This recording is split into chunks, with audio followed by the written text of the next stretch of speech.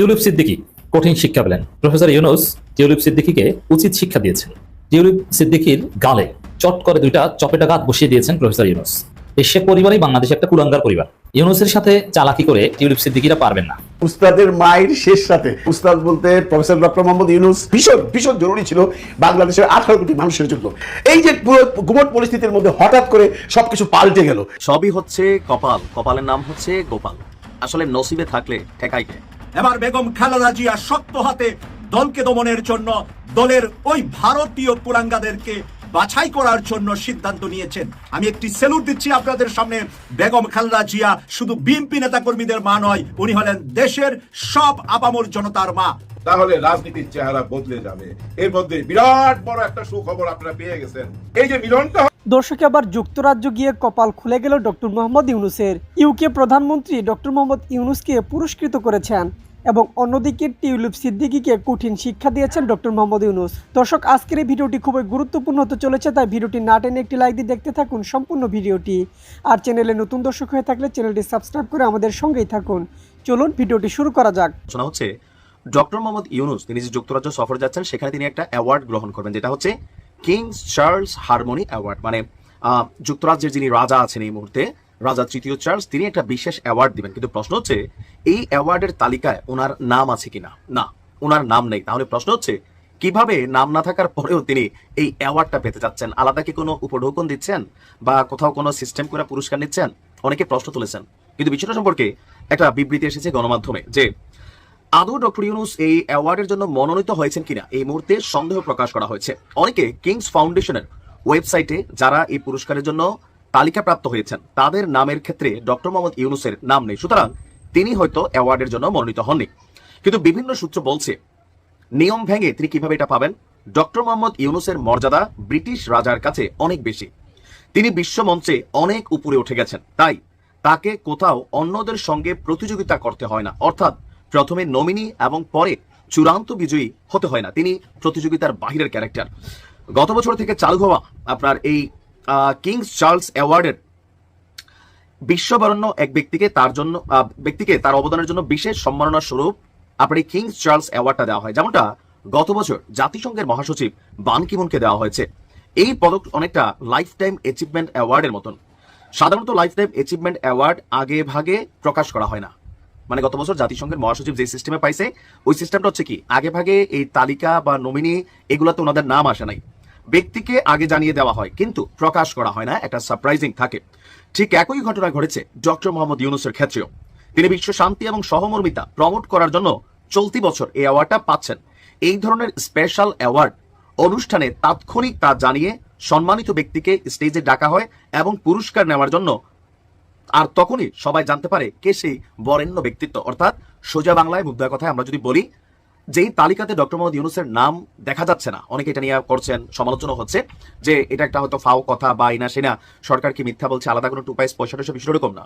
জাতিসংঘের মহাসচিবকে যেই সিস্টেমে তাৎক্ষণিকভাবে এটা দেওয়া হয়েছে ডক্টর মোহাম্মদ ইউনূসের ক্ষেত্রেও যুক্তরাজ্যের রাজা তাৎক্ষণিকভাবে তাকে দিবেন, ইউনূসকে জানিয়ে দেওয়া হয়েছে। কিন্তু ওই ওয়েবসাইটে বা নমিনিদের যে তালিকা বাছাই যাচাই চূড়ান্ত পর্যায় থেকে বিজয়ী, এরপরে হচ্ছে অ্যাওয়ার্ড গ্রহণ, ডক্টর ইউনূস এই সিস্টেমের বাইরে। অর্থাৎ ওনার জন্য এই অ্যাওয়ার্ডের যে সিস্টেম আছে সেই সিস্টেমটা কার্যকর না। তিনি কিংস হারমোনি অ্যাওয়ার্ড পাচ্ছেন, আর না পাইলে তো এটা গণমাধ্যমে আমরা দেখবই।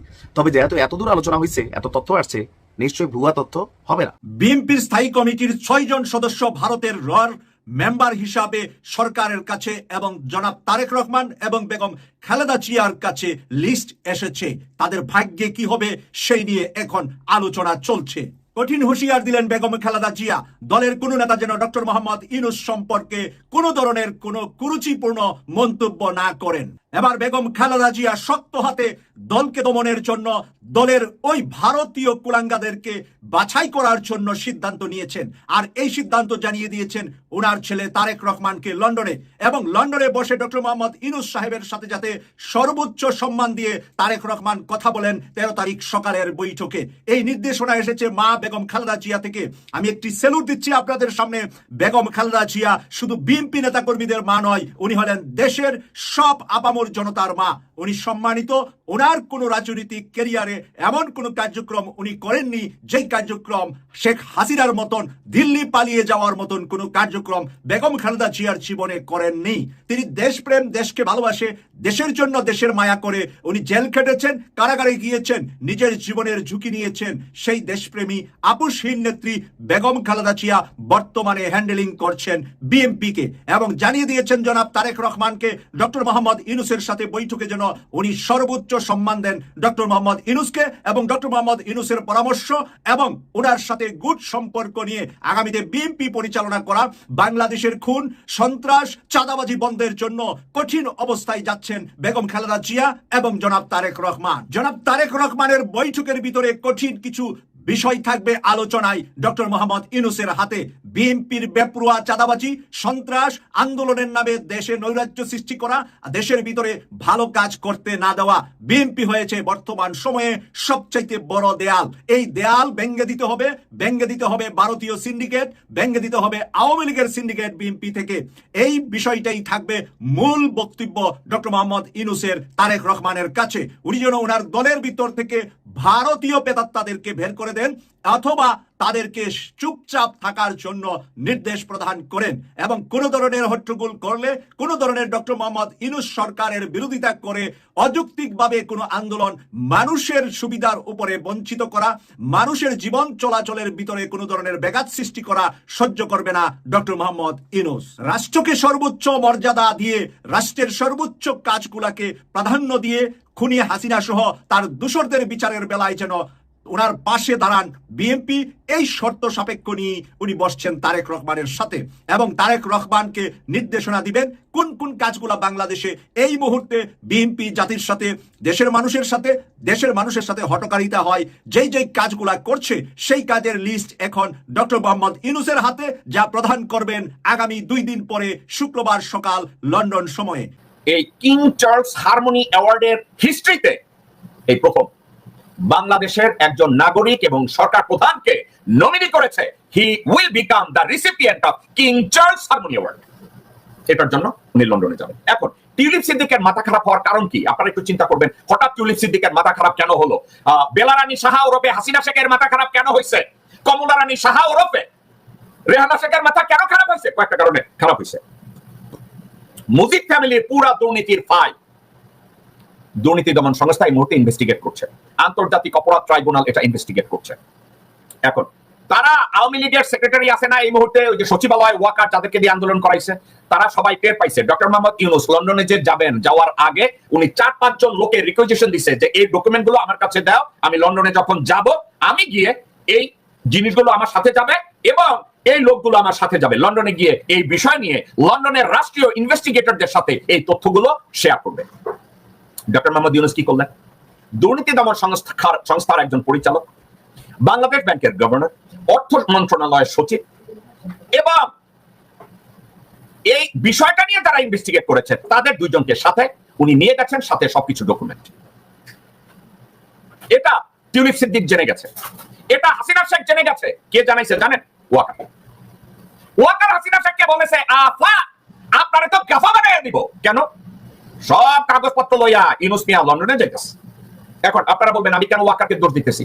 বাংলাদেশের নিরাপত্তা বিষয় প্রত্যেকটা জায়গায় যারা যেখানে জড়িত তাদের উপরে একটা লোক ছড়ি ঘুরানোর সুযোগ পায়, সেটা হচ্ছে মির্জাফর ওয়াকার। তো মির্জাফর ওয়াকার কোরবানির দিন ডক্টর মোহাম্মদ ইউনূসের পাশ হইয়া সালাম করতে গেলেও মনে মনে চিন্তা করে, হিন্দুদের একটা শ্লোক আছে না, মুমে রাম রাম বগল মে ছুরি। কথাটা কি আপনারা শুনছেন দর্শকবৃন্দ? মুমে রাম রাম অর্থাৎ মুখ দিয়া শুধু কয় রাম রাম, কিন্তু বগলে একটা ছুরি আছে, পিঠে ঢুকায় দিব। এই ওয়াকার হইছে মুমে রাম রাম বগল মে ছুরি। সে একটা তার বউরে হাসিনার বইনেরে লইয়া গেছে, বিশ্বাসঘাতক জেনারেল মুস্তাফিজের মাইয়ারে লইয়া গেছে ডক্টর ইউনূসে ঈদ মোবারক করতে, কিন্তু সাথে বগলে লইয়া গেছে একটা ছুরি। পরিস্থিতিটা কি জানেন? মির্জাফর ওয়াকারুজ্জামান মনে করছিল যে ডক্টর ইউনূস হচ্ছে ফখরুদ্দিনের মতো। ফখরুদ্দিনরা যেভাবে বাংলাদেশের বিশ্বাসঘাতক মইন কান্দইরা ঘুরাইছে, এখন ওয়াকার চিন্তা করছে আমি ডক্টর ইউনূসের সাথে সেম আচরণ করব। কিন্তু এই বলদের বাচ্চারা একটা জিনিস ভুলে গেছে, ফখরুদ্দিন এক জিনিস, ফখরুদ্দিন ছিল চুয়া আর ডক্টর মোহাম্মদ ইউনূস হয়েছে লায়ন, তাও আবার কোন lion? African lion, white lion. এই লায়নকে এই চুয়ার মতো আচরণ যারা করতে যায়, they are going to lose their hand, ultimately they are going to lose their life. এখন এই ওয়াকার হাসিনাকে জানাইছে, রকে জানাইছে যে ডক্টর ইউনূস সাথে করে কি কি নিয়ে যাচ্ছে।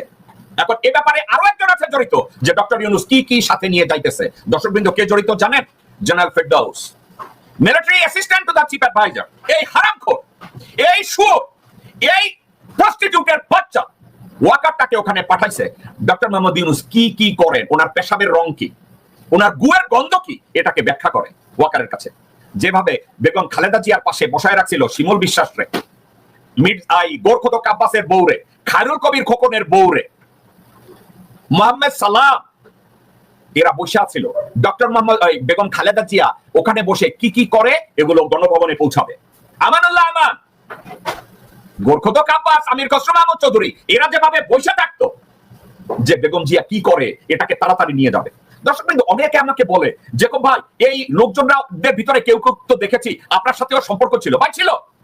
এদেরকে যদি আমি জিজ্ঞাসা করতাম, কিরে ভাই আপনাদের নেত্রী দেশের থেকে চিকিৎসার জন্য বিদেশে যাইতে পারে না, তাইলে মোহাম্মদ সালাম কি করে 2 দিন পর পর আমেরিকায় যায়? এই গোরখোদক আব্বাস 2 দিন পর পর কেমনে সিঙ্গাপুরে যায়?